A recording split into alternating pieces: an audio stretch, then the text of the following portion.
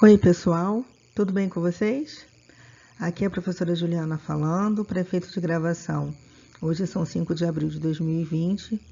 Esse arquivo será postado para as turmas CN 1007, CN 1008, no horário da aula de matemática, que acontecerá dia 6 de abril de 2020. E para a EM 1003 será postado no dia 8 de abril de 2020. Tá legal? Do fundo do meu coração, espero que todos estejam bem e que possamos juntos vencer essa batalha contra o coronavírus. E peço desculpas, porque essa modalidade digital é uma novidade para todos nós. Então, é muito novo também para mim, eu não tenho muita habilidade. Prometo que o próximo eu vou me esforçar para que seja apresentado um material bem melhor do que esse, tá legal? O tema é o mesmo para as 3 turmas, porque nós estávamos falando desse assunto. A diferença é que entre a EM-MM3 e as turmas do curso normal, eu parei em pontos diferentes.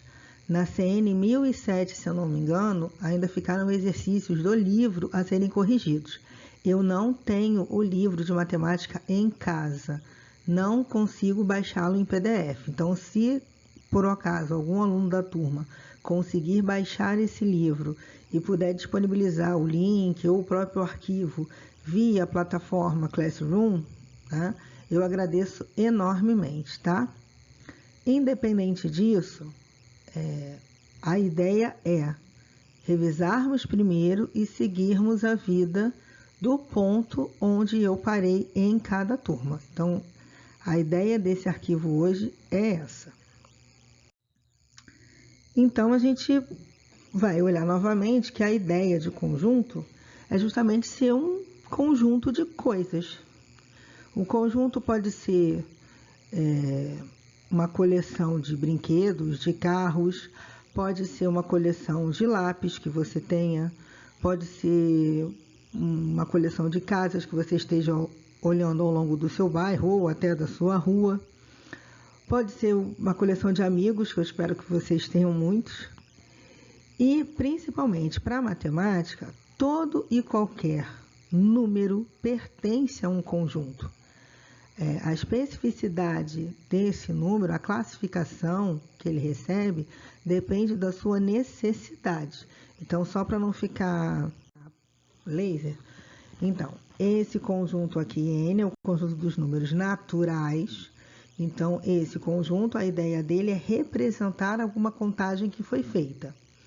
Esse conjunto Z é o conjunto dos números inteiros, onde você entende o quanto que você perdeu, que são os negativos, o quanto que você ganhou, que são os positivos, e se você não ganhou ou nem perdeu, que é o zero. Então, a ideia do inteiro é você atribuir um juízo de valor, ou de perda, ou de ganho, ou nem perda nem ganho. O que representa o conjunto dos números racionais? São as frações, são os números decimais, onde você consegue expressar a contagem que foi feita e ainda atribuir um juízo de valor, tá? Após os racionais, temos dentro dos reais, que é o maior conjunto, temos os irracionais, que são os números sem fim. O π, raiz de 2, raiz quadrada de 10, todos os números infinitos, digamos assim, tá? E todos esses conjuntos fazem parte do mundo real. Se eu consigo expressar o que eu contei, se eu consigo atribuir valor, se eu consigo dividir, se eu consigo apresentar ou demonstrar a ideia de infinito que me traz o irracional, eu estou no mundo real.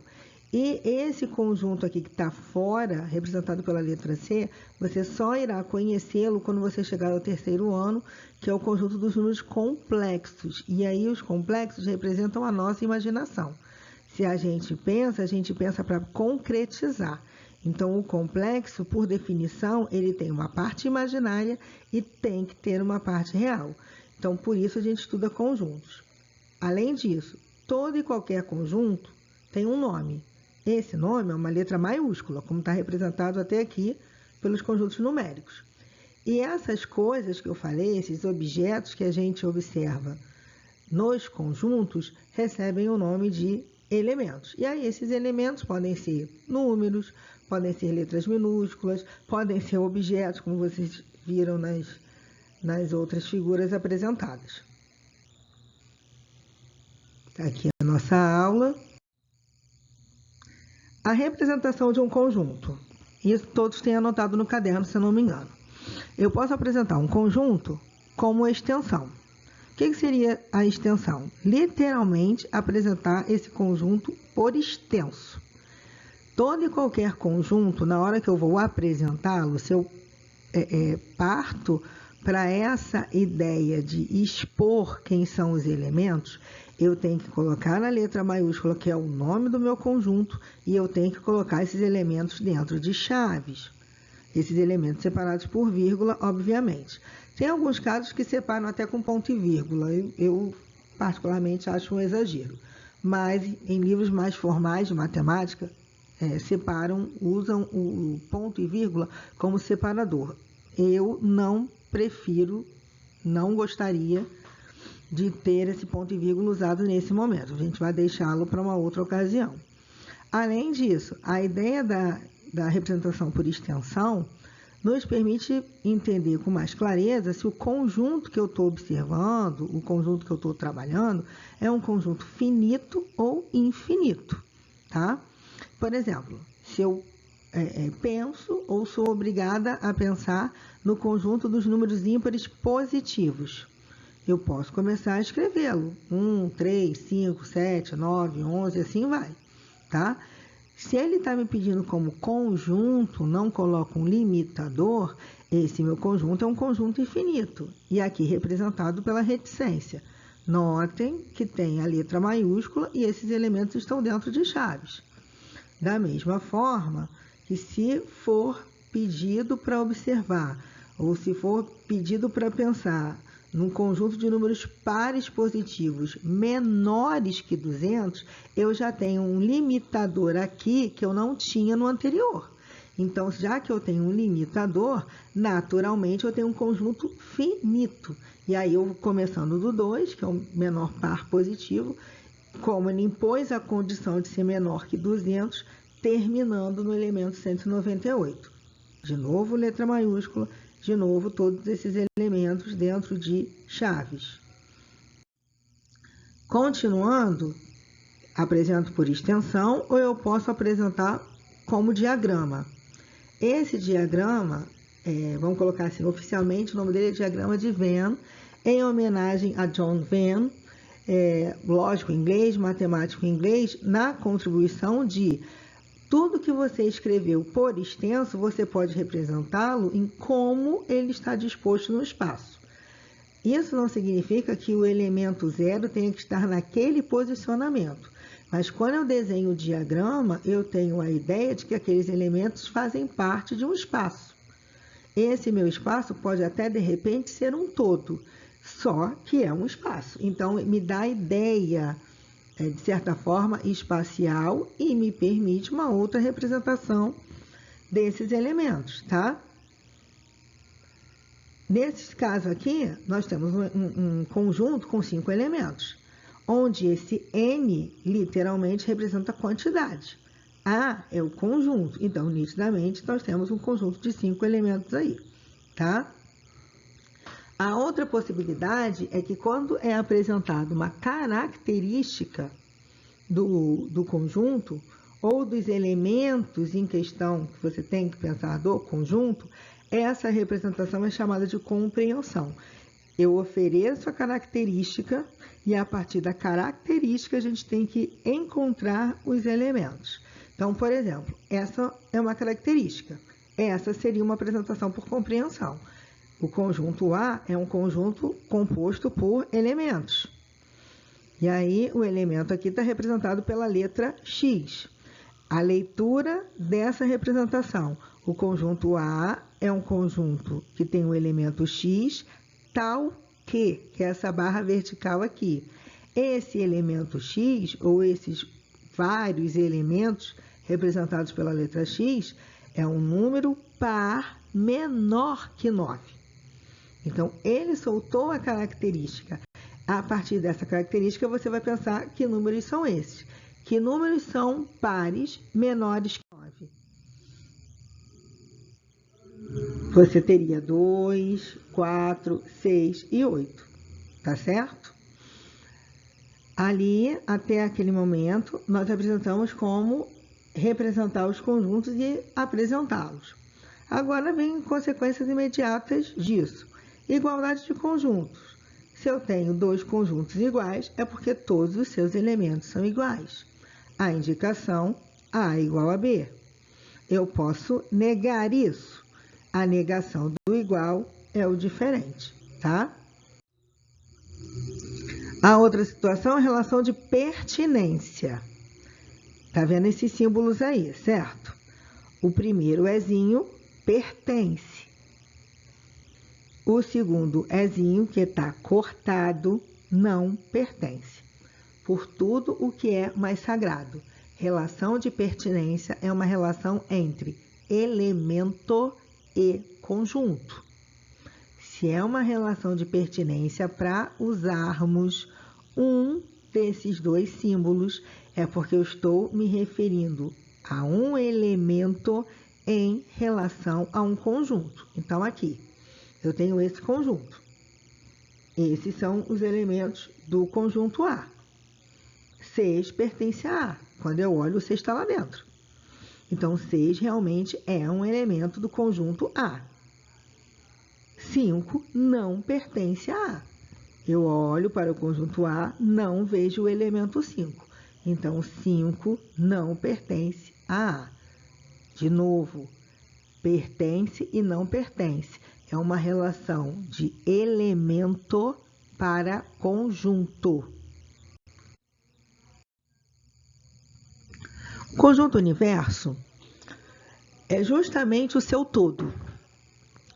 O conjunto que você está trabalhando, o conjunto que você está observando, o conjunto que você demarcou uma característica, ou o conjunto que você teve que criar mediante a sua necessidade, é chamado de conjunto universo, representado pela letra U. Essa nomenclatura de conjunto universo vai com você em outras situações de matemática, tá? Que aí eu prefiro deixar mais para frente. Um exemplo de conjunto universo. Se nós estamos trabalhando com geometria plana, só lembrando geometria plana, triângulos, quadrados, circunferência, isso é geometria plana. O nosso conjunto universo para geometria plana vão ser todos os pontos de um determinado plano. Se eu tenho pontos que fazem parte dele, eu posso estabelecer alguma outra característica. Se nós estamos estudando, por exemplo, algo da população humana, esse conjunto universo é constituído por todos os seres humanos. Estamos passando por isso na pandemia. O conjunto universo, literalmente, é o mundo todo. E com critérios ainda excluidores, de regiões com mais pacientes, regiões com menos pacientes. E aí a gente descreve esse conjunto A, o seu conjunto de trabalho, através de uma característica. Essa característica eu estou nomeando aqui com P minúsculo, só para a gente não se perder. E aí, um dos seus elementos deve mencionar, de modo explícito ou não, qual é o conjunto universo que a gente está trabalhando. Porque se eu estou com um conjunto estritamente numérico, e eu quero olhar para esse conjunto como sendo estritamente numérico, ele precisa dizer para mim qual é o conjunto de trabalho. Então, ele precisa dizer para mim que esse X, que é o elemento numérico, pertence a um conjunto universo. Mas qual é o conjunto? Ele é natural? Ele é inteiro? Ele é racional? Ele é real? A gente precisa ter clareza dependendo da situação que a gente vai resolver e se o meu conjunto for estritamente numérico. A outra situação equivalente a essa escrita está aqui, onde o elemento X, tal que esse elemento X tem uma determinada propriedade. Então, é um número negativo? É um número decimal? É um número infinito? que seriam os irracionais? É um número complexo? Então, essa seria a propriedade P que eu estou colocando de maneira genérica aqui nesse slide.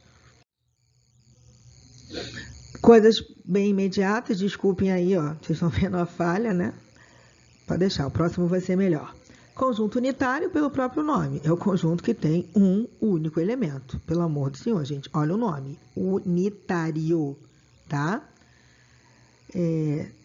Como é que a gente anuncia isso? Esse tal que tem que estar em pé, tá? Até erradinho aqui. Pensamos num conjunto. Conjunto tem nome, no nosso caso aqui P maiúsculo. Que conjunto é esse? É um conjunto que contém algum elemento ou alguns elementos representados pela letra X, tal que esse elemento é um número primo, par e positivo. Aí você pensa, número primo é um número que tem dois divisores, o 1 e ele mesmo. Qual é o número primo, par e positivo? Só existe um, o 2. Por isso que esse conjunto P é dito unitário. Conjunto vazio. Se o unitário só tem um elemento, o vazio não pode ter nenhum. E aí, ou você representa com a chave sem nada dentro dela, ou você representa assim um zero cortado, por tudo o que é mais sagrado. Ou você escreve assim, ou você escreve assim, com essa simbologia. Em hipótese nenhuma, você vai escrever esse símbolo aqui dentro. Em hipótese nenhuma, você vai escrever os dois símbolos. Você escolhe qual é o melhor, qual é a simbologia que você se sente mais seguro para apresentar como representação de conjunto vazio, tá? Conjunto A. Quais são os números primos menores que 2? Estou apresentando como compreensão de novo, como foi apresentado o conjunto P. Eu estou apresentando característica, então é compreensão. Quando eu acho o elemento, saio da compreensão para extensão. Aqui está representado por compreensão, é a característica. Eu quero o conjunto A, e esse conjunto A é o conjunto dos números primos menores que 2. Eu penso, não tem nenhum elemento menor do que 2 sendo primo. Então, esse conjunto é o conjunto vazio. Tá legal? Subconjuntos, e aí essa ideia nos traz a relação de inclusão. Eu vou partir de um exemplo, porque se eu estou falando sub, esse prefixo sub já me dá a ideia de coisa menor. Então, se eu tenho um subconjunto, eu tenho algo que faça parte de um conjunto maior, tem que fazer parte dele. E aí, a partir desse exemplo, eu vou estabelecer essas simbologias que já estão até presas aqui. Então, esse é o conjunto A, apresentado por extenso. Esse é o conjunto B, também apresentado por extenso. Notem que todos os elementos de A também estão em B. Então, esse conjunto, composto de 3 elementos, é menor do que esse. E, por um acaso, como esses 3 elementos estão aqui no B, literalmente nós dizemos que A é um subconjunto de B. A situação que eu acabei de expressar, A está contido em B, tá? A ser subconjunto de B é a mesma coisa de dizer que A está contido em B, e em termos de simbologia, é isso aqui. Basta você escrever isso aqui, que qualquer pessoa vai entender, uma vez que isso aqui esteja sendo colocado como afirmativo, que esse conjunto A é menor do que B, e obrigatoriamente todos os elementos de A estão inseridos no conjunto B. A leitura dessa simbologia, A está contido em B. No diagrama, esse é o conjunto A. 1, 3, 7, está aqui. 1, 3, 7. Esse é o conjunto B. O 137 faz parte dele, então por isso que está aqui dentro. Olha quem está fora. Os outros elementos, 2, 5, 6 e 8. Tá? Então, isso aqui tudo formam o conjunto B que está ali por extenso. Tá certo? A outra situação é dizer o seguinte. Se eu falo do menor para o maior, eu falo está contido. Agora, o equivalente é eu falar do maior para o menor, eu não posso usar a mesma simbologia. Eu uso esta daqui. E este símbolo chama-se contém. E aí a leitura é essa aqui. A está contido em B, de dentro para fora, do menor para o maior. A mesma situação, só que pensando, falando do maior para o menor. B contém A. Então, seria assim. Se eu estiver falando de um menor conjunto para o maior, eu falo está contido ou a sua negação, não está contido. Se eu quiser falar do maior para o menor, eu falo B contém A ou B não contém A. Eu uso contém ou não contém. A outra coisa importante a ser dita é que você só usa contém ou não contém para conjuntos. Você só vai usar está contido, não está contido, contém ou não contém entre conjuntos. Então, lá na pertinência, no ezinho ou no ezinho cortado, é numa relação de elemento para conjunto. Aqui, não. Aqui você está pensando entre conjuntos. Então, entre conjuntos, eu só posso usar está contido, não está contido. Contém, não contém. Tá? Outra situação expressa em diagramas, esse é o conjunto A, esse é o conjunto B. Nitidamente, 1 e 2 fazem parte dos dois conjuntos, por isso que eles estão aqui, ó. Tá? Mais à frente a gente já vai definir o nome dessa região. E aí, aqui onde eu estou destacando, se você reparar bem, são todos os elementos que estão ali por extenso do conjunto A. 1, 2, 3, 4, 5. Conjunto B agora, são os 3 elementos que você está lendo ali. 1, 2 e 6, tá? As observações, se A está contido em B e se B está contido em A, automaticamente esses conjuntos são iguais, tá? Isso aqui eu já falei, isso é de suma importância, sempre entre conjuntos. Para qualquer conjunto A, ele está contido nele mesmo. E principalmente essa daqui. O conjunto vazio é subconjunto de qualquer outro. O conjunto vazio sempre vai estar contido em um outro conjunto. O que não pode é o conjunto conter o vazio. Aí não dá. O vazio sempre vai estar contido em qualquer conjunto, tá? Aqui eu estou colocando A de maneira genérica, mas eu podia ter colocado B, C, não importa. Basta eu conhecer o conjunto, tá? Eu coloquei aqui esse exemplo. A ideia era fazer junto, mas eu não consegui. Não sei por que também, porque mais à frente eu consegui fazer. Fazermos juntos ou ter a ideia juntos, né?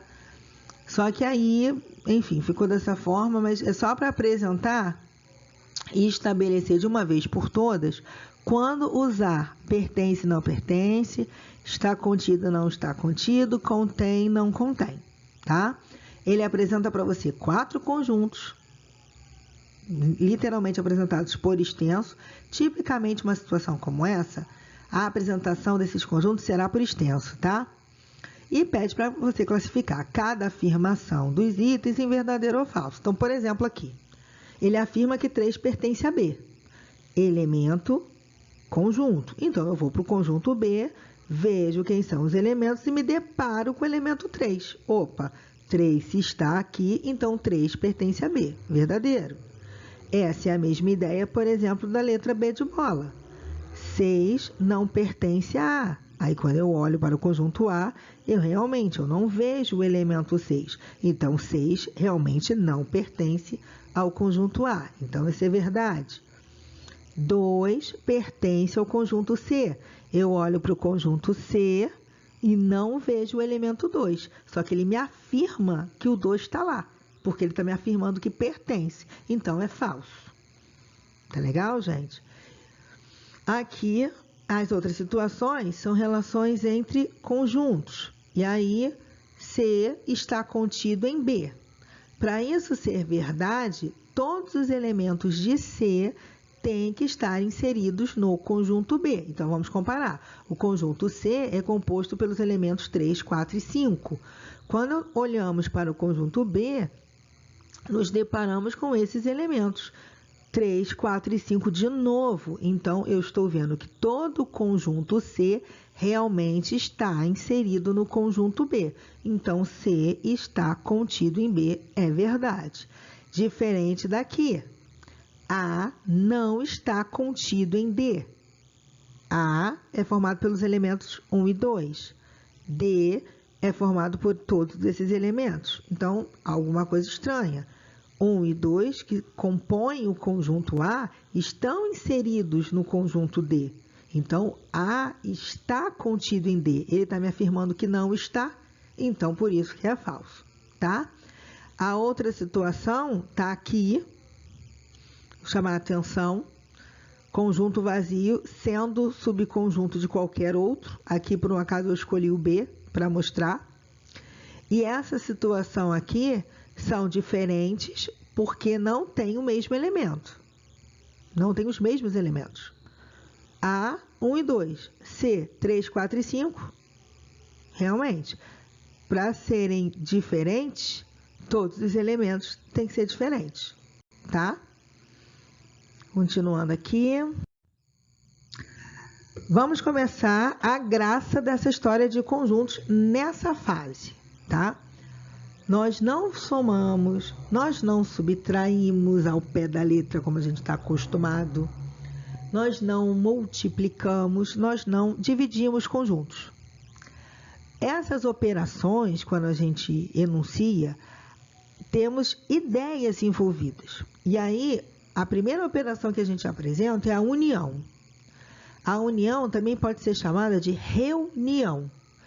Qual é, pelo próprio nome, qual é a ideia? Eu tenho dois conjuntos.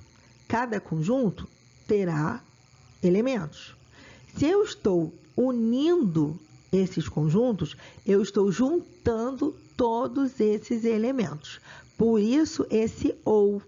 Porque se eu estou juntando elementos, não importa se ele pertence ao conjunto A ou se ele pertence ao conjunto B.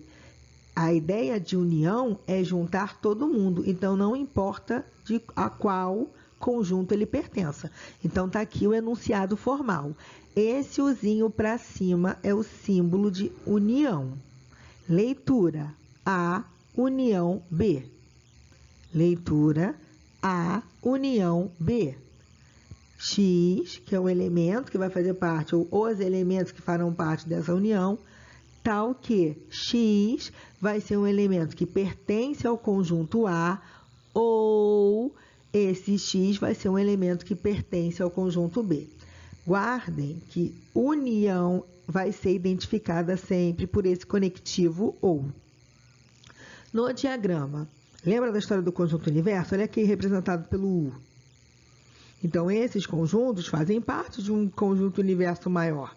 Que universo é esse, a gente não sabe, mas eles fazem parte de um conjunto maior. Então, aqui, por exemplo, meu conjunto A é formado pelos elementos 1, 2, 3 e 4. O conjunto B é formado por 7, 8 e 9. Ele apresenta esses diagramas, pede a união entre eles. Então, eu tenho uma coisa só. Eu tenho todos os elementos reunidos em um só, tá? Aqui fica claro nesse diagrama, por exemplo, que os elementos C e D fazem parte tanto do conjunto A quanto do conjunto B. Então, eu não preciso repeti-los duas vezes. É pedida a união entre eles também. Então, a gente junta, aqui no caso, todas as letras, tá? E esse último diagrama é nítido que B está dentro de A.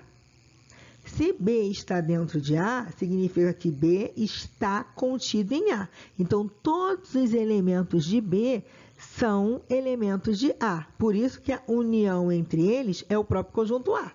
Eu vou ter que estar repetindo o maior conjunto, que no caso aqui vai ser o conjunto A, tá? Aqui, só para corroborar mais ainda a situação dos diagramas, dois conjuntos, A e B. Eu vou tentar padronizar sempre essa nomenclatura, né? A e B. E aí é pedida a união entre eles. Notem que o 2 e o 4 aparecem nos dois conjuntos. Eu não os repeti duas vezes aqui na união, tá?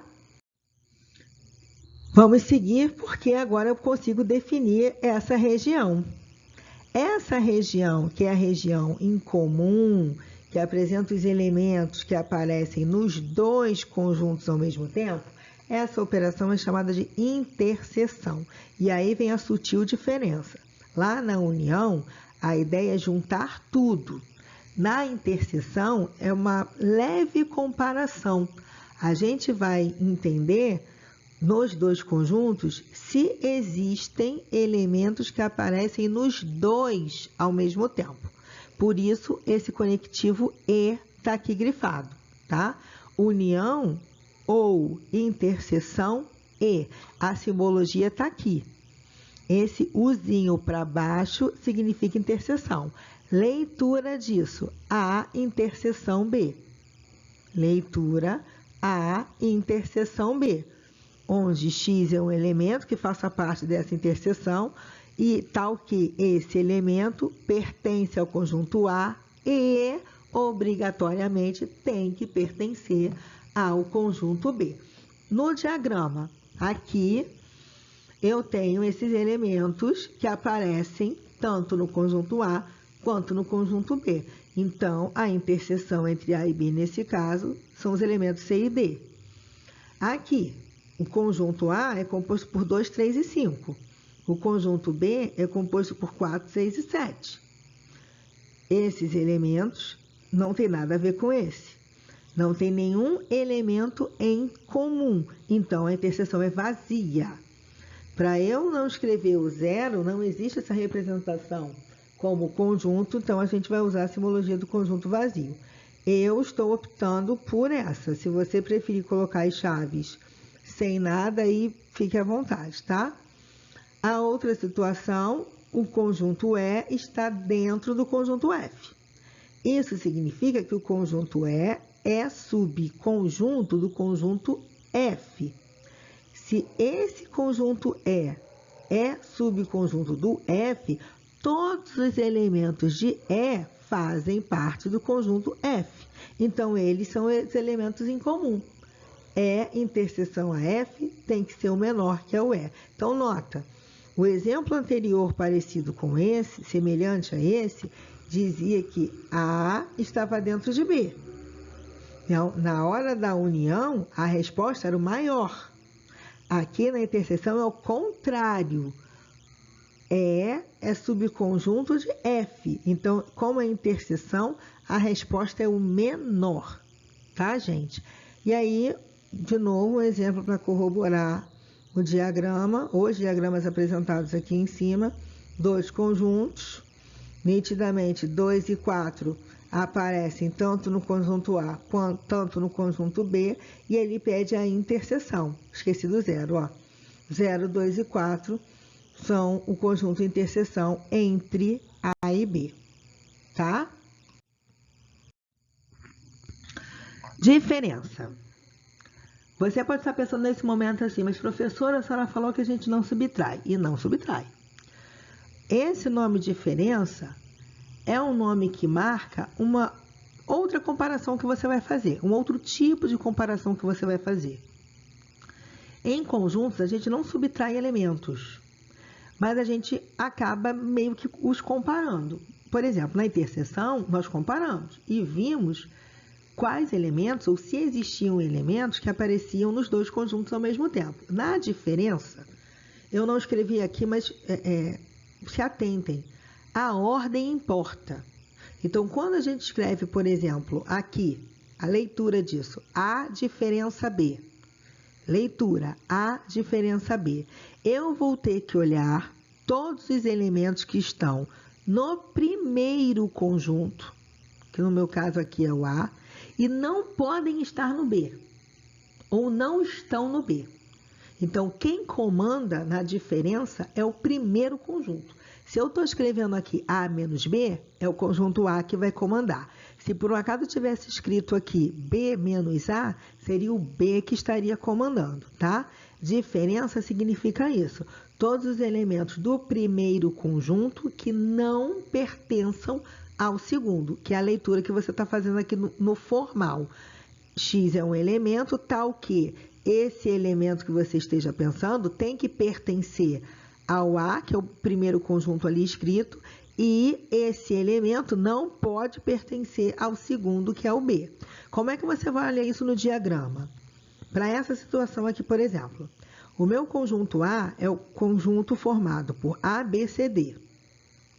O meu conjunto B é formado por C, D, E, F.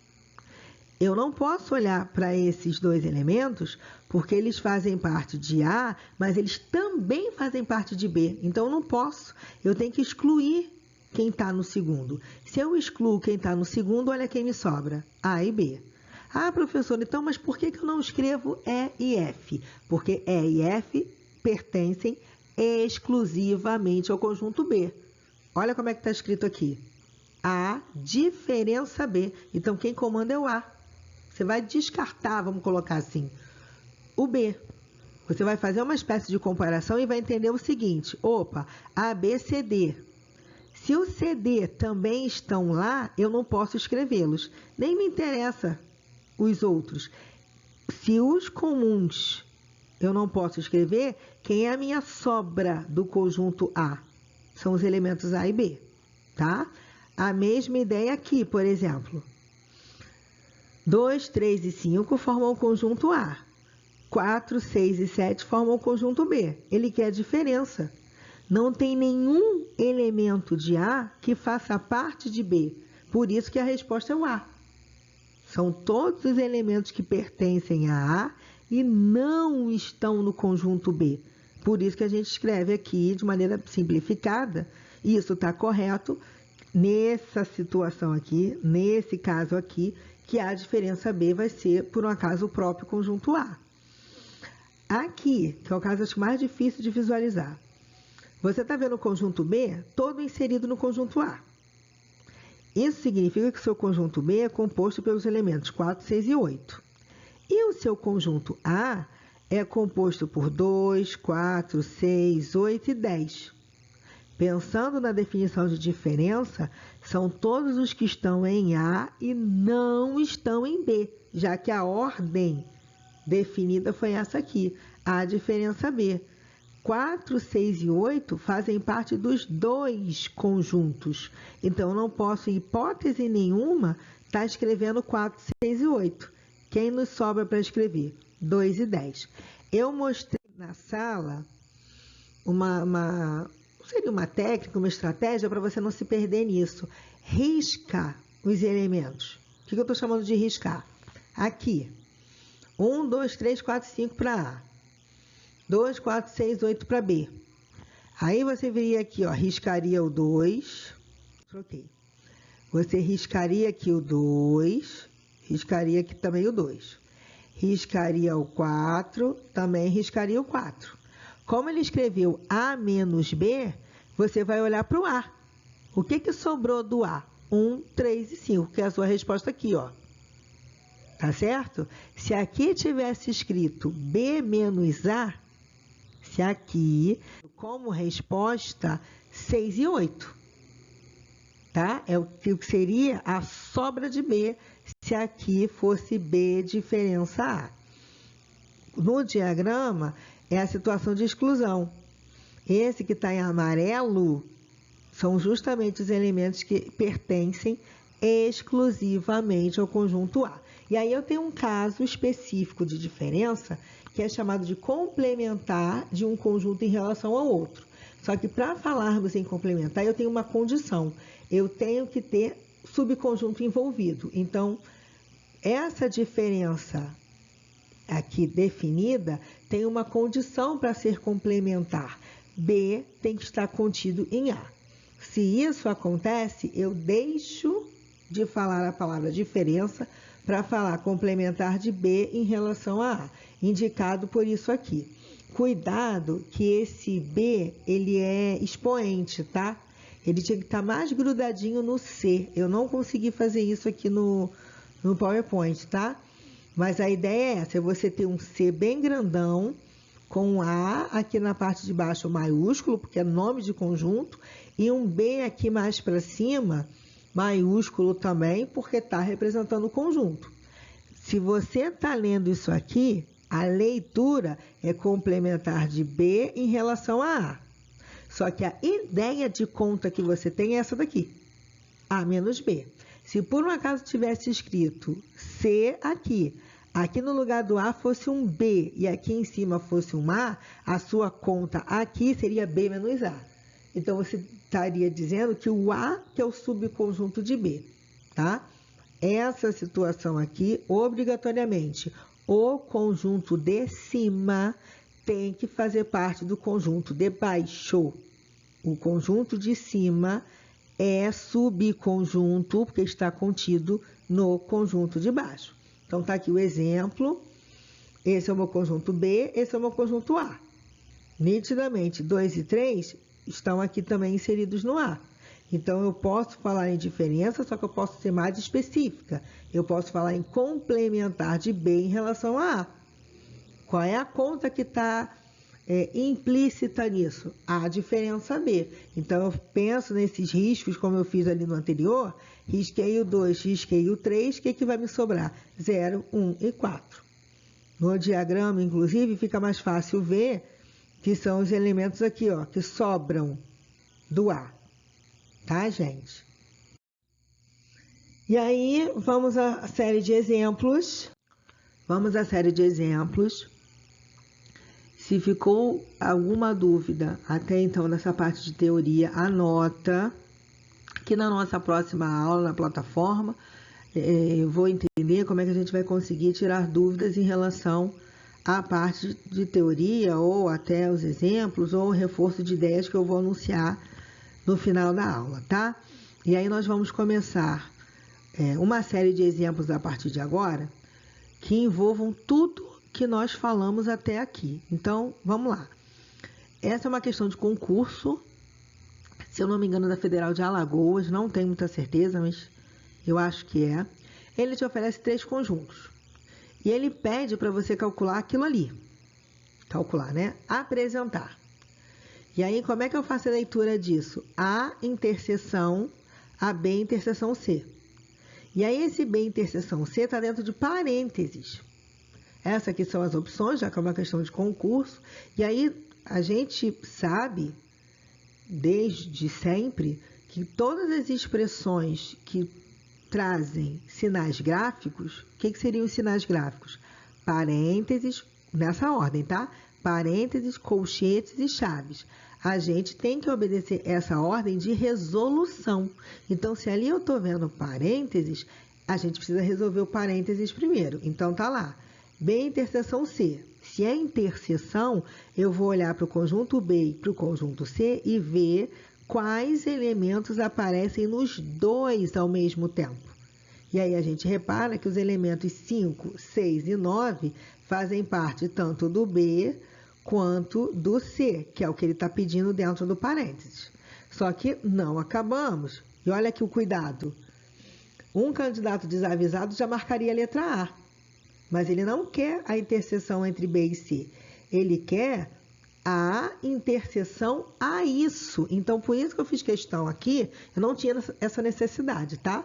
Mas como eu estou apresentando, eu fiz questão de repetir o conjunto A para enxergar melhor quais são os elementos ou qual elemento está no conjunto A e está nesse conjunto agora, ao mesmo tempo. E aí fica claro que o único elemento é o 5, e aí eu passo a ter um conjunto unitário, a resposta é a letra B de bola. Então, olha só a situação. Um candidato desavisado faria isso daqui, como teria a primeira opção para marcar, ele marcaria e perderia a questão à toa, tá? Aqui eu consegui fazer o que nos outros eu não consegui. Só tá ali a última de bobeira, mas tudo bem. Vamos lá. São esses conjuntos. Dá uma olhadinha aí. E aí, para cada um dos itens, você tem esses de trabalho. Então, na letra A, o que ele pede para a gente determinar? Ele pede para determinar a interseção. E ele quer a interseção entre essas uniões. Então, ele quer a interseção da união de A com B entre a união de C e D. Então, o que a gente tem que fazer primeiro? Resolver os parênteses. Estão aí resolvidos. A união B é esse povo todo. Se ficar com dúvida, é só olhar. C e D. União, nos parênteses, é juntar todo mundo, certo? Agora eu vou poder fazer o que ele está me cobrando. Não é interseção? Então, quais são os elementos que aparecem nessa primeira união e nessa segunda união ao mesmo tempo? Fala aí para mim. Fala aí para mim. Isso, eu escutei você daqui. 0, 2 e 5. Tá? Para o que ele pediu para você determinar, a resposta está aqui. Esse conjunto é formado pelos elementos 0, 2 e 5. Tá certo? Aqui ficou um parênteses perdido, não precisava desse aqui não, tá? Esse aqui tá errado, os outros não. O que ele está pedindo para você fazer na letra B? Ele quer também uma interseção, mas ele quer uma interseção da interseção. Então, ele quer a interseção entre a interseção de A e C com o conjunto D. Então, primeiro eu vou achar quem é esse novo conjunto aqui, do parênteses, e depois vou comparar com o meu conjunto D todo. Então, resulta nisso aqui. Conjunto A, conjunto C. Conjunto A, conjunto C. Deixa eu até alterar aqui, não vai deixar. Tem um 0 aqui. Tá faltando um 0 aqui. 0 no A, 0 no C. Então, aparece nos dois, tinha que estar aqui. 2 no A, 2 no C. Porque aqui só apareceu o 2. Tem um 0 aqui envolvido, tá? Então, aqui, esse primeiro seria 0 e 2, tá? Esse 0 e 2, interseção com 5, 7 e 9. Então, fala para mim. Você está vendo no conjunto D algum 0 e 2 de elementos? Se você não está vendo, qual é a resposta dessa interseção? Conjunto vazio. Repito, aqui está escrito errado, aqui está faltando um 0, tá? 0 e 2 são os elementos desse primeiro resultado aqui do parênteses. Aqui, esse outro conjunto é o conjunto D, como ele está cobrando. Não tem nenhum elemento em comum envolvido. Então, a resposta é o conjunto vazio. Tá certo? Aqui, D, diferença B. Olha como é que a ordem importa. Se é D, diferença B, eu preciso olhar todos os elementos de D que não estão em B. 7 e 9. Se você quiser fazer a história do risquinho, como eu falei, risca o 5 daqui com o 5 daqui. Como é o D que foi o primeiro, então é D que está no comando. Se você riscou o 5, o que te sobrou? 7 e 9, tá? No item D, ele também quer uma interseção, só que ele quer a interseção entre diferenças. Então, ele quer a interseção entre a diferença de C com A e a diferença de B com D. Então, nós vamos fazer isso. Parênteses primeiro, sempre. C, diferença A. Tá aqui. C comanda em relação ao A, porque é C menos A. Então, riscando 0 e 2, o que nos sobram? 4, 6 e 8, que está aqui. Esse é o C diferença A. Aqui tem interseção, foi união. interseção, desculpa, que aqui tá tocando. Interseção com 0, 1, 2 e 3, porque é o resultado disso aqui. B diferença D. B diferença D. Risca aqui o 5, que é o que aparece em comum, e sobra 0, 1, 2 e 3. Tá, essa resposta que está aqui se refere à união, nitidamente, tá? Então, aqui tinha que estar união também, certo? Aqui estando união, para essa resposta, aqui também tinha que ser união. Se fosse, aqui é um erro meu de digitação, tá, gente? Desculpem. Aqui, interseção. Aqui, continuando interseção, como resposta, eu teria conjunto vazio de novo, tá? Então, vamos voltar. Há um erro aqui de digitação. Aqui tinha que ser união. União entre as diferenças. Então, C menos A.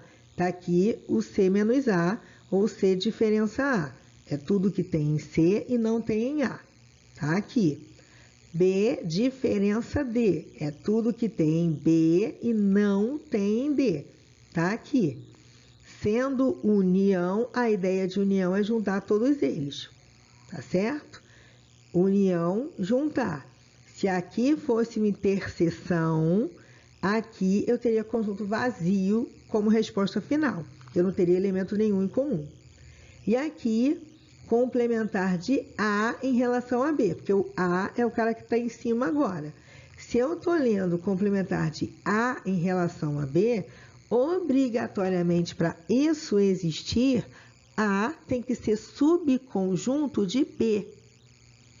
A sendo subconjunto de B, significa que todos os elementos de A têm que fazer parte do B.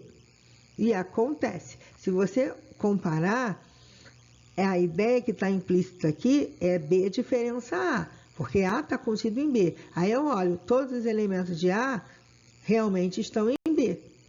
Quem é que sobra, já que o B é o primeiro, então B comanda? O elemento 5. Foi, gente? Espero que sim. Desculpa ali o erro na letra T de dado. E aí, minha gente, chegamos à graça dessa fase. Eu diria que aquele estilo de situações, de exemplos que eu coloquei, eles caem em concurso? Caem. Mas eu diria que maciçamente vão cair problemas. E o que vai possivelmente levá-los ao erro é a interpretação e como você faz o preenchimento dessas informações do enunciado para atender a pergunta que foi feita. De antemão, tem muitas técnicas para resolverem problemas. Muitas. Tem teoremas, inclusive, tem algumas fórmulas. Eu não vou me prender à fórmula, não estou me prendendo à fórmula, não estou me prendendo a demonstrações.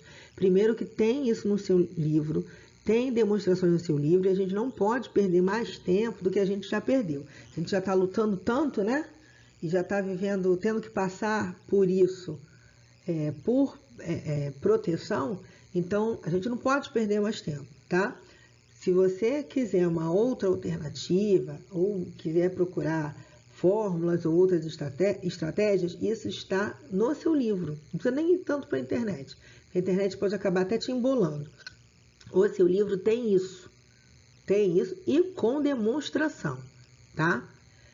Todas as situações de problemas que eu vou apresentar a partir de agora, e eu sugeri num arquivo chamado Reforço de Ideias, que também está lá na plataforma, todas elas eu vou resolver, vou apresentar a estratégia de resolução usando diagrama, tá?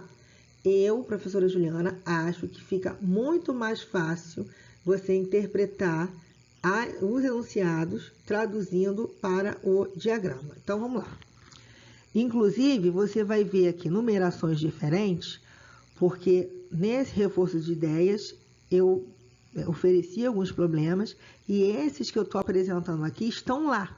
Então, eu tirei de lá. Então, Para você se guiar e resolver, você já tem a sua base pronta aqui. Então tá bom.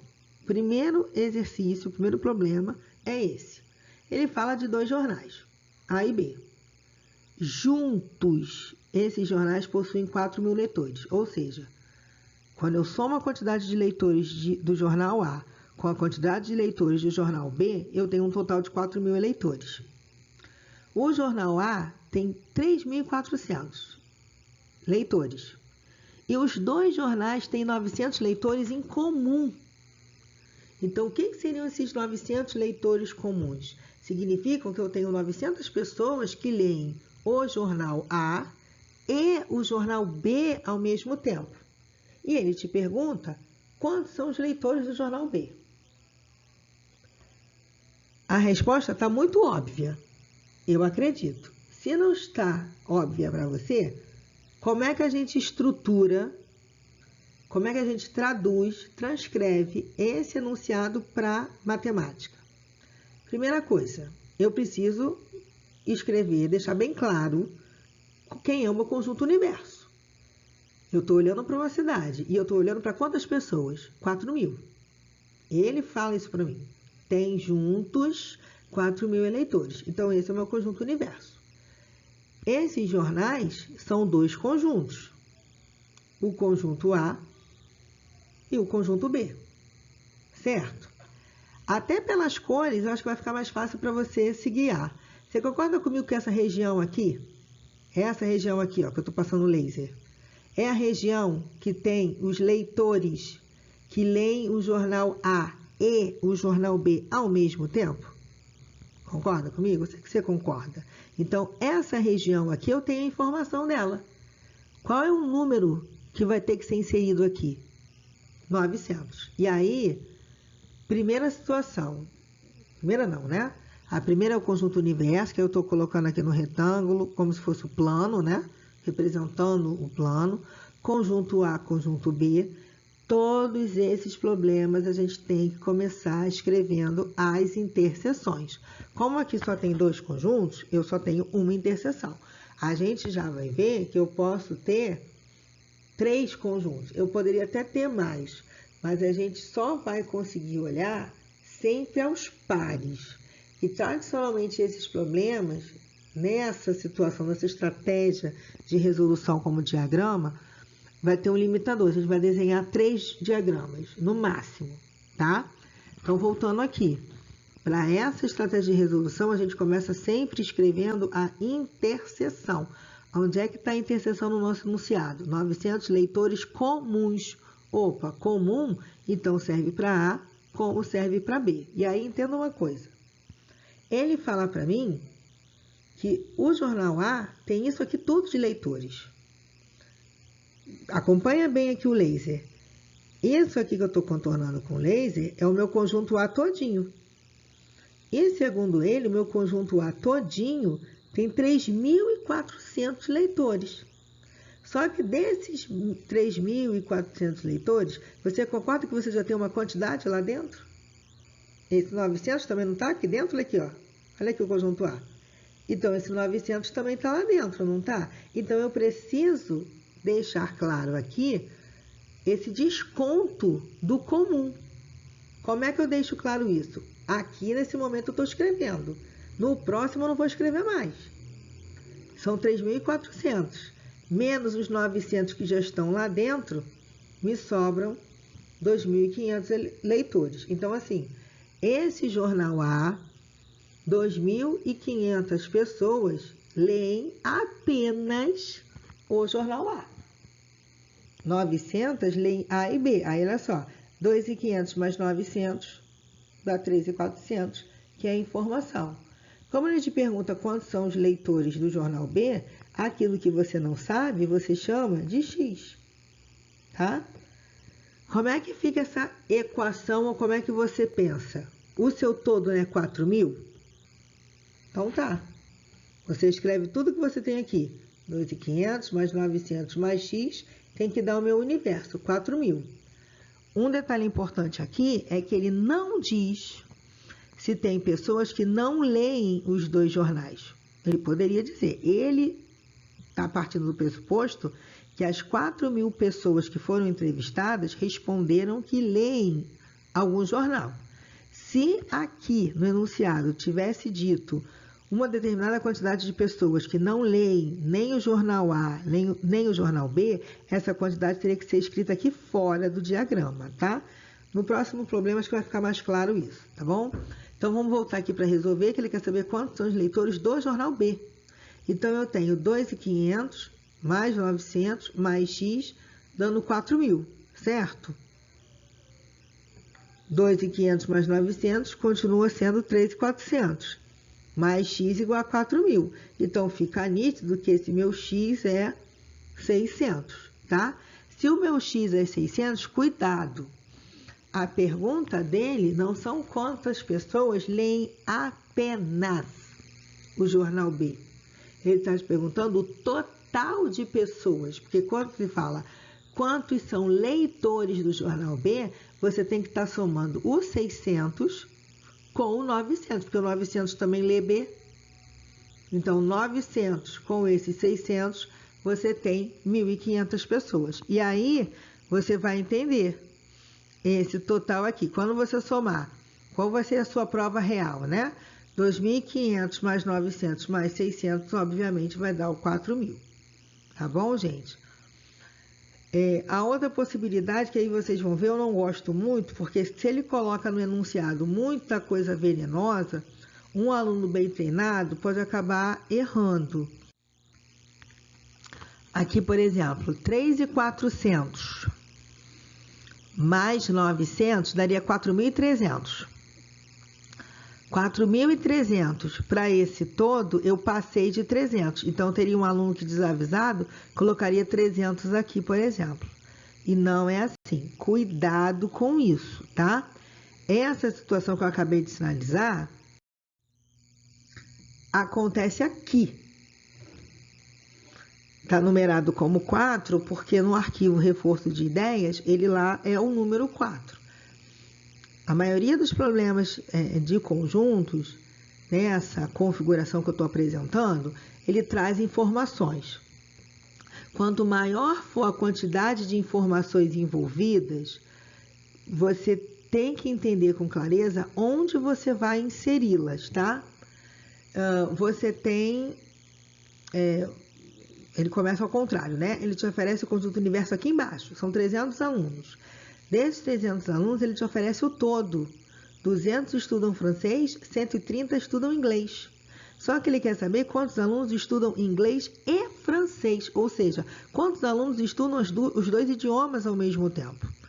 Mesma estrutura, receita de bolo. Primeira coisa, demarco o meu plano, vamos colocar assim, do universo, e marco o meu conjunto universo. Então, meu conjunto de trabalho são 300 alunos. Desses 300 alunos, eu tenho o grupo do francês, aí propositadamente eu não chamei de A, chamei de F, e eu tenho o grupo do inglês, tá? E aí eu vou escrever o seguinte, eu não tenho o que ele quer. Eu não tenho a quantidade de alunos que estudam inglês e francês, então tá aqui, eu não tenho a interseção, ele está me cobrando justamente isso. O que ele me fala ali, por exemplo, do francês, ele está dizendo que isso aqui tudo que eu estou destacando vale 200. Mas eu já tenho um X que eu não sei. Então, oficialmente ali, eu tinha que estar descontando. Eu sei que eu tenho o meu todo, que é o 200, só que eu tenho que tirar a quantidade de alunos que fazem os dois ao mesmo tempo, que eu não sei. Essa mesma ideia vai ser aqui. Esse meu conjunto inglês, segundo ele, é um total de 130 alunos. Mas desse total de 130, tem uma quantidade que eu não sei, que é uma quantidade que aparece nos dois ao mesmo tempo. Então, eu preciso escrever isso, 130 menos x. Ao pé da letra, eu teria que estar fazendo a seguinte equação. 200 menos x, mais 130 menos x, igual a 300. Ao pé da letra, tá? O seu livro traz isso. Como ele está pedindo aqui diferente do outro, ele está pedindo a interseção, aqui eu posso pensar de uma outra forma mais rápida. 200, que é o meu todo, mais a interseção, mais o 130, que é o meu todo, vai chegar no conjunto universo. 330 mais x igual a 300. Ora, eu estou entendendo que do meu lado esquerdo, eu passei uma determinada quantidade de 300. Essa quantidade que eu passei a mais é justamente a minha interseção. Resolvendo essa equação ao pé da letra, eu estaria encontrando menos 30. Só que não existe. Quantos alunos estudam inglês e francês? Menos 30 alunos? Que isso? O aluno passou mal? Foi para casa? Não, pelo amor do Senhor. Já basta que a gente está passando com Covid. Não é isso. Por isso que eu apresentei esse X em módulo, que os teoremas ou algumas situações não fazem isso. Esse menos para a nossa situação não existe. Então, ele expressa a quantidade de alunos a mais. E esse a mais para a gente é justamente a quantidade de alunos que fazem tanto francês quanto inglês ao mesmo tempo. E aí, de novo, qual é a facilidade dessa situação? Ele não informa no enunciado que eu tenho desses 300 alunos uma quantidade que não faz inglês e não faz francês. Eu poderia ter uma quantidade de alunos que fazem espanhol, mas ele não informa. Se ele não informa, eu não escrevo nada, porque ele está afirmando que é zero. Para não ter francês e inglês, ele tem que colocar aqui um valor. Se ele não colocou, a gente admite que é zero, e aí o zero a gente não precisa escrever. Tá, gente? E o auge dessa história toda são situações como essa aqui da 5. Se você passar o olho rapidamente, você, B, C, F, por quê? De novo, esse problema 5 está no reforço de ideias e tem outros itens para vocês responderem. Então, eu vou dar a base dele aqui, vou estar respondendo B, C e F e indiretamente vou estar respondendo os outros itens. Mas eu preciso deixar clara a ideia que você vai ter com qualquer problema de conjuntos desse estilo. Então, repara bem, olha a quantidade de informações que você tem agora. Então, tem que ficar claro uma coisa. Enquanto nós estávamos com 2 conjuntos, eu tinha menos informações. A partir do momento que eu tenho 3 conjuntos, eu tenho que aumentar minha quantidade de informações. E aí, se ele aumenta a quantidade de informações, ele me dá liberdade de perguntar muita coisa. E é nesse perguntar muita coisa que vem a pegadinha que a gente passa a batida por ela, tá? Então, tem as informações aí. De novo, receita de bolo. Meu plano, meu conjunto universo, 3.600. São 3 conjuntos porque são 3 refrigerantes. Conjunto A, conjunto B, conjunto C. Nota bem que agora, o que nós estávamos trabalhando até então, você só tinha esse primeiro conjunto e esse. Então, você só tinha uma interseção para olhar. Olha quantas interseções você tem para olhar agora. Olha quantas são. Quantas você contou? Eu acho que você contou 4. Não contou 4? 1, 2, 3, 4. Uma interseção, 2, 3, 4. E aí, toda e qualquer estrutura como essa, todo e qualquer problema semelhante a esse, você vai começar preenchendo as interseções, tá? Sempre é de dentro para fora. E aí fica uma sugestão, marca-texto, vou botar marca-texto. A partir do momento que você for preenchendo as informações, risca aqui, para você não se perder, tá? Aí você começa a ler. 3.600 alunos, é seu universo, 1.100 refrigerante A, 1.300 refrigerante B, 1.500 C, isso é o seu todo, tudo bem. 300 A e B, isso já é uma interseção. 500 B e C, outra interseção. 400 A e C, outra interseção. E é essa aqui que vai te interessar e vai te guiar. Porque essa aqui está dizendo que 100 alunos bebem os 3 refrigerantes. Nossa, haja dinheiro na cantina, hein? 3 refrigerantes. Então, eu preciso começar aqui. Já que são 4 interseções, antes de eu mostrar onde é que está esse 100, vê se você consegue localizar com o seu olhar onde esse 100 será inserido ali. Vê se você consegue achar a região que abrange os 3 conjuntos ao mesmo tempo. Olha qual é o pedacinho que tem as 3 cores diferentes envolvidas. Será que você achou? Vou destacar para te ajudar. Essa aqui. Ali vai ter seu 100, tá? Ali, se você olhar, você tem um pedacinho do C, tá aqui o preto. Você tem um pedacinho do B, que é o azul. E você tem um pedacinho do A, que é esse vermelho mais escuro, esse marrom, sei lá. Tá? Seguindo a minha sugestão, como tem muitas informações, escrever o 100, risca, que aí você não se perde.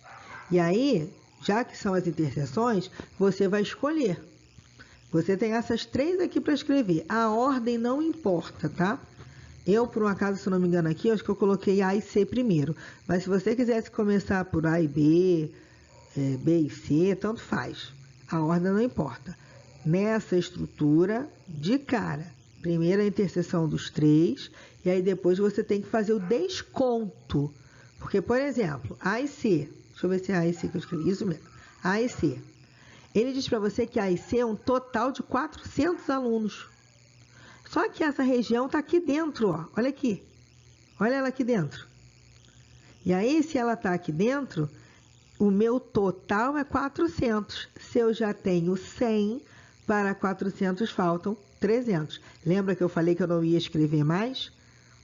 Tá? Eu só escrevi naquele primeiro para deixar clara a ideia, tá? Então, aqui, ó, A e C, 400. Vou riscar o 400. Aí, depois, 500, B e C. Aí, eu vou achar, opa, B e C. B e C tá aqui. B e C é esse povo todo. É esse povo todo. E aí, se é esse povo todo e eu já tenho 100 alunos lá dentro, 100 para 500 faltam, tá aí, 400. 100 mais 400 é o 500 que eu vou riscar. Última interseção para você preencher, A e B. A e B. É essa região todinha aqui que você viu dos anteriores. Ele diz que é um total de 300. Se é um total de 300 e eu já tenho 100, para 300 faltam 200. 100 mais 200, 300. E aí eu estou riscando 300. Certo, gente? Sempre pelas interseções. E agora, para finalizar, que eu tenho o meu todo. Qual é o meu todo? Vamos lá. Já que eu estou fazendo de baixo para cima, eu vou manter isso aqui, tá? 1.500 alunos bebem C. Então, esse meu conjunto C, aqui, ó, com esse contorno preto, eu tenho que ter um total de 1.500 alunos. Olha bem, você já está vendo 3 números lá dentro do C. Você está vendo 300, você está vendo 100, você está vendo 400. Então, desses 1.500, você já tem uma quantidade de alunos ali. 300 mais 100, 400. 400 mais 400, 800. Para 1.500 faltam... Ah, eu vi daqui. Valeu, 700. 700. O que representa esses 700? Vou até destacar aqui. É a quantidade de alunos que bebem apenas C. Esse aqui que eu estou grifando, essa região aqui, são alunos que bebem apenas o refrigerante C. Esse aluno que está aqui, que faz parte dos 700, ele não bebe o A e não bebe o B em hipótese nenhuma. Ele só bebe o C. Tá? Essa vai ser a ideia também para o restante. Então, B. O meu conjunto B é um total de 1.300 alunos. Desses 1.300, eu já tenho aqui, ó. Olha a quantidade de alunos que eu tenho aqui dentro. Eu tenho 200 com 100, 300, 300 com 400 e 700. Eu já tenho 700 alunos inseridos no conjunto B. Para 1.300, qual é o total? Quantos faltam? Isso, eu ouvi de novo. 600. 600 alunos. O que representa esses 600 alunos? São os alunos que bebem exclusivamente, apenas, somente o refrigerante B. O aluno que está aqui no 600, ele não bebe C, não bebe A em hipótese nenhuma. Acho um horror. Tá? E para finalizar, meu total de A é 1.100. Eu já tenho 200 com 100, 300, 300 com 300, 600, 600 para 1.100, 500 alunos aí eu risco e foram inseridas completamente, tá? O que falta? Eu fazer a prova real. O que eu estou chamando de prova real é muitas aspas, tá? Coloque muitas aspas. Não existe prova real para isso. Ele falou para mim que o total de alunos da escola são de 3.600. Eu espero que esses 3.600 estejam todos inseridos aqui. Porque se eles não estiverem inseridos aqui, o quanto faltar para o meu conjunto universo significam os alunos que não bebem refrigerante. E não estão aqui, porque se eles não bebem, como é que eles podem ficar aqui? Isso aqui é o povo que bebe algum refrigerante. Então, eles precisam estar escritos do lado de fora. Então, eu preciso fazer uma soma. Que soma vai ser essa? 500 mais 200, 700. 700 com esse 300, 1.000. 1.100, 1.500. 1.500 com 600, 2.100. 2.100 com 700, 2.800. Opa! Somei todos os valores que estão no diagrama, estão resultando 2.800 alunos. Ele disse que o meu total são de 3.600. Eu estou com uma diferença aí. 3.600 menos 2.800, que é o que eu tenho aqui, é uma diferença de 800 alunos. E são esses 800 alunos, aí eu já estou respondendo ao item F. Quantos alunos não bebem nenhum dos três? Está aqui, ó. Essa diferença, se não foi incluída aqui, é porque eles não bebem nem A, nem B, nem C. Pode até beber uma outra marca, mas essas três eles não bebem. Então, tá aqui. Quantos alunos não bebem nenhum dos três refrigerantes? 800 alunos, tá? Quantos bebem apenas os refrigerantes B e C? E aí, se é B e C, ele está pensando em interseção, tá? E aí, B e C, eu estou olhando para isso aqui. Eu não posso olhar o 100, porque o 100 inclui o A. Então, ele não quer saber do A, ele está se restringindo a B e C. Então, eu tenho aqui, ó, eu tenho 400 alunos que bebem B e C, tá? E quantos alunos bebem apenas? Cuidado com isso aqui. Apenas, tá? O refrigerante B, 600, tá? Deixa eu até voltar aqui para o C, porque eu tô caindo na pegadinha. Apenas eu teria 600 mais 400 mais 700, tá? Esse apenas me traz isso. Ele não me traz só a interseção, não. Eu vou ter que pegar os 600 para o item C, isso agora. 600 são aqueles que só bebem B. 400 são aqueles que bebem B e C. E 700 bebem C. Tá? Então, cuidado com isso. Essas situações aqui vão definir onde você vai olhar.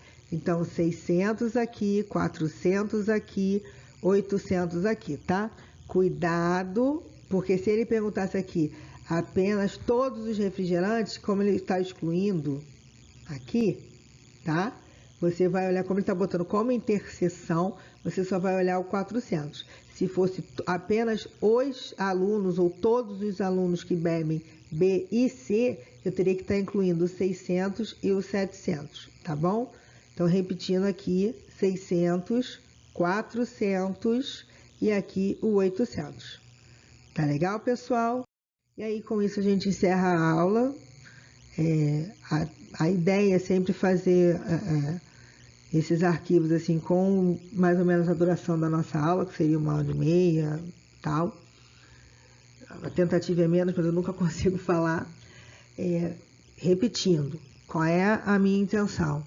Você tem esse arquivo, você vai assisti-lo, e aí acabou de ouvir, tenta fazer os exercícios de reforço de ideias, por favor, tá? Ah, professora, eu posso imprimir e colocar no meu caderno? Se você tem essa oportunidade, faça isso. Ah, professora, não tenho como imprimir, preciso copiar? Eu acho que vai ficar melhor organizado se você copiar, tá?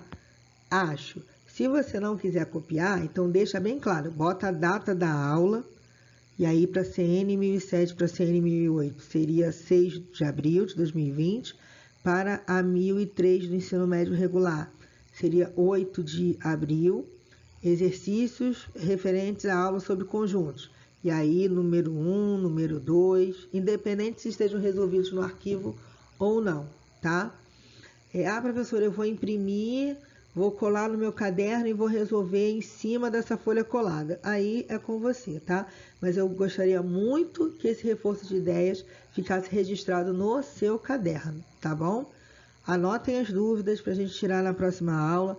Fiquem atentos às mensagens que eu vou mandar na plataforma. Seja marcando o dia que eu vou estar ao vivo. Aí eu vou ter que marcar mesmo assim no horário da aula. Eu vou estar disponível naquele momento para estar tirando dúvidas. Ou eu vou estar disponibilizando outros links de reforço de conteúdo mesmo, tá?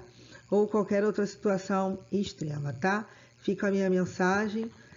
A gente está descobrindo um caminho novo. Lembrando que essa situação da distância é uma tentativa, a SEDUC está pedindo essa ideia para que seja implementada e a gente tente diminuir de alguma forma esse abismo pedagógico que foi criado pelo Covid.